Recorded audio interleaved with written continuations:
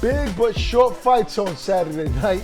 We start off with Jose stopping Josue in the first round at the Hulu Theater at MSG. Cepeda said after the win, "I told him in the press conference, there's levels to this. He wanted to fight. I showed him tonight there's levels to this." Barack, your first reaction when you saw Vargas go down the way he did in the first round? My first reaction, I guess, is say that the kid got caught cold. Both fighters are cold coming in. Supposedly, this is the biggest fight of your career, as Josue it was for him. He probably was warming up, obviously, so it's not like he wasn't ready. But there's no real way to say, just because it happened so quickly, you can't just say definitively that Vargas wasn't ready for this level, because that's what a lot of people are saying. We understand that Jose had a lot of experience coming into this fight, and he was tough. And I think that people just concluded that because he had a tough outing against Hank Lundy, even though he won, but he didn't look that impressive, that maybe he fell off a little bit because of that Barancek war that he won, stopping Barancek. But I think that Cepeda showed that he still has it. He's still very, very experienced, and he caught the kid cold, man. He caught him with a shot. But I like Josue's honest self-assessment after the fight, saying, "I have a tendency of dropping that hand, and I got caught." I think that probably could have happened to anybody, but maybe the fact is it was a little bit too early in his career for this kind of step up. Maybe. We'll see when he returns. Yeah, Barack, I think a lot of people are saying that it was too early for the kid. He should have waited. He has 19 wins under his belt. He has 21 fights.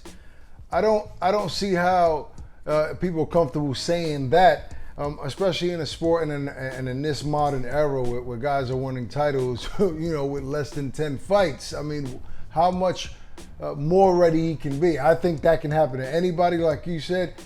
Actually, it has happened to elite fighters, to world champions, getting caught cold, walking into a shot. It can happen to anybody. So yeah, people can say that. We never know. He wasn't ready. If it would have been 2 years from now, would he have been ready for Cepeda? If he would have still dropped his hand but had more experience? I don't know. It could happen to anybody. Cepeda was a guy that, I figured that after the Barancek fight, that took a lot out of him. Maybe he wasn't the same fighter. He has a little awkward style, not my favorite style, but effective.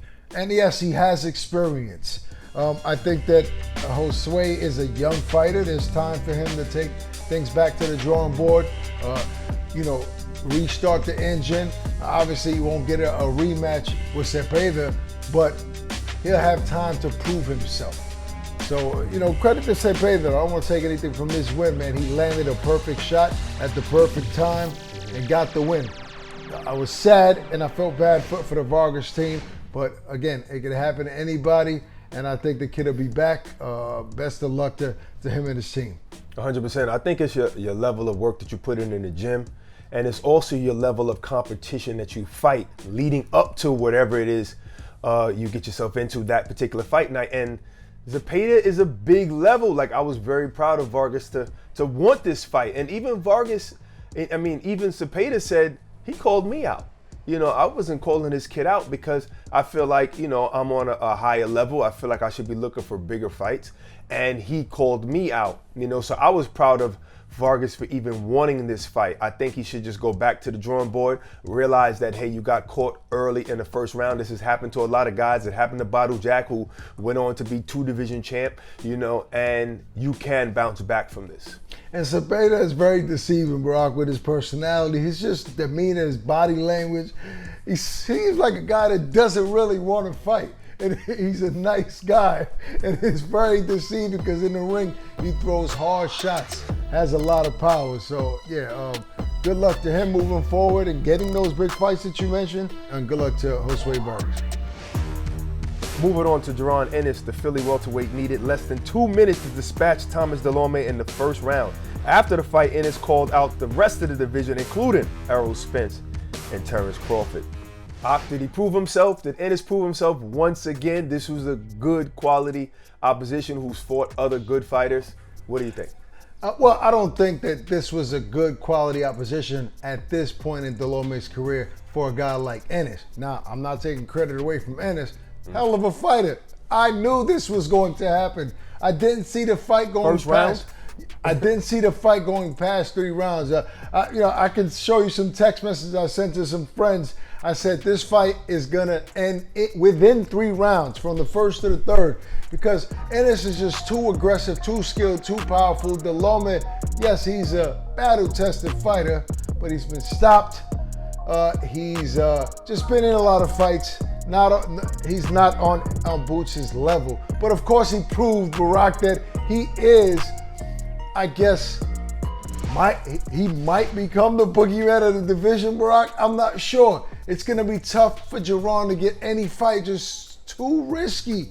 The reward isn't there yet. I think Jaron has to become a very popular fighter, as he's becoming, because there are a lot of celebrities that are reposting his knockout, that are mentioning how great he is. Even Magic Johnson put out a tweet saying this guy is going to be world champion. So people are watching, but are the champions okay with taking a risky fight with Jaron Ennis, like Errol Spence, like Crawford? I mean, I don't know, Barack. I'm not sure if those guys are going to be running to fight him, not because they're scared, but because why?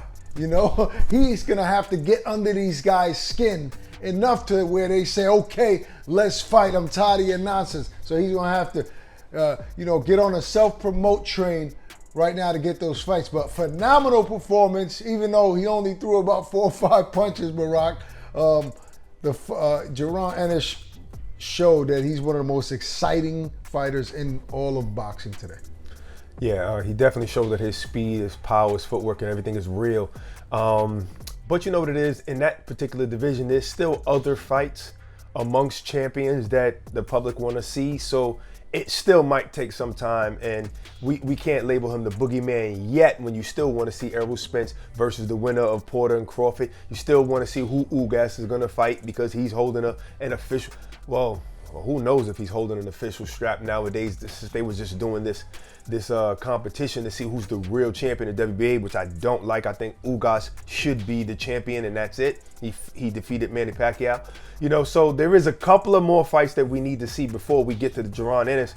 But if anybody was to give him a shot, yeah, I think he's ready. We know Sean Porter will fight anybody, so who knows? But I think he's ready. But this fight did not come without controversy, and that's the problem. And I believe that Delorme's camp is going to petition for them to look at the fight, and maybe get it overturned if possible. We know that's very hard in boxing, but because of that first shot that put Delorme down, they're saying that he has a lump behind the ear, so it's behind the head, which would be an illegal shot, and they feel that should have been ruled an illegal blow. He would have been given up to 5 minutes to recover, and we would have took it from there. So we'll see what comes up for that. I think that Delorme was putting his head down, and all Ennis was doing was aiming for where he believed the head was going to be, and it looked like a legal blow, but I guess we'll look back and we'll see.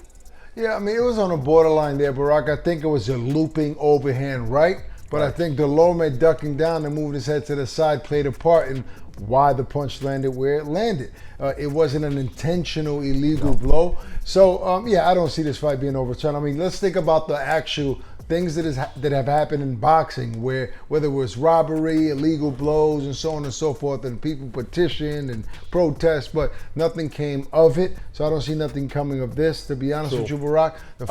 I think their argument is, whether it's intentional or not, it will have a different effect on the outcome. Let's say if it was unintentional, it can still be changed to like a no contest. Yeah, maybe. Truth is, though, we both know, and the boxing world knows, that fight would have ended the same way regardless, eventually. Whether the punch landed on the back of the head. And I hope he's doing well. I know that's a dangerous place to get hit. But what I'm saying, in my opinion, let me rephrase that. In my opinion, that fight would have probably ended maybe 30 seconds or a minute later. He would have landed some punches, legal spots of the face and the body that would have ended in knockout. So I don't see that fight ending in any other way.